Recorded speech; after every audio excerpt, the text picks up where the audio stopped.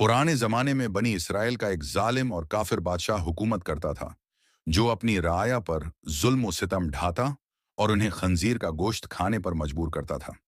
जो शख्स इनकार करता, उसे सख्त सजाएं देकर हलाक करवा देता। इस बादशाह के जुल्म से लोग खौफजदा और परेशान थे। एक दिन बादशाह के सिपाहियों ने इस जमाने के सबसे बड़े आबिद को गिरफ्तार करके बादशाह के सामने पेश किया। लोग इस आबिद की तकवी और फजीलत से आगाह थे और नहीं चाहते थे कि उसे कोई तकलीफ पहुंचे। चनांचा एक सिपाही ने आबिद से कहा, आप मुझे एक बकरी का बच्चा ज़बह करके दे दें।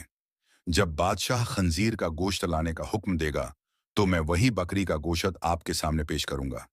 बादशाह समझेगा कि आपने उसकी ख्वाहिश के मुताबिक खंजीर का गोश्त खा लिया और इस तरह आप हिलाकत से महफूज रहेंगे। आबिद ने बकरी का बच्चा ज़बह करके उसका गोश्त सिपाही को दे दिया। जब आबिद को बादशाह के सामने लाया गया, तो बादशाह ने हुक्म दिया कि खंजीर का गोश्त लाया जाए। मंसूबे के मुताबिक सिपाही ने बकरी का गोश्त आबिद के सामने पेश किया। बादशाह ने कहा, मेरे सामने खंजीर का गोश्त खाओ। आबिद ने जवाब दिया, मैं हरगज खंजीर का गोश्त नहीं खाऊंगा। यह सुनकर सिपाही ने इशारे से बताया कि ये वही बकरी का गोश्त है जो आपने दिया था, आप बुला झकझक खा लें। लेकिन आबिद ने बादशाह के सामने वो गोश्त खाने से इनकार कर दिया। इनकार पर बादशाह ने सिपाहियों को हुक्म दिया कि उसे कत्ल कर दें। जब आबिद को कत्ल के लिए ले जाया जाने लगा, तो वही सिपाही करीब आया और कहा, आपने गोश्त क्यों ना खाया? बाखदा, ये वही गोश्त था जो आपने दिया था।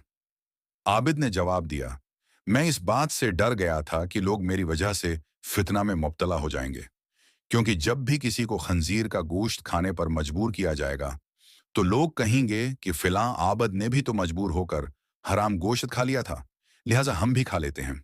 इस तरह लोग मेरी वजह से बहुत बड़े फितने में मुब्तला हो जाएंगे और मैं लोगों के लिए फितना हरगिज नहीं बनना चाहता हूं। यह कहकर आबिद खामोश हो गया और जलाद ने उसका सिर तन से जदा कर दिया। इस वाक़ये से हमें यह सबक मिलता है कि हक पर कायम रहते हुए हती कि अपनी जान की कुर्बानी भी देनी पड़े तो दरीग नहीं करना चाहिए।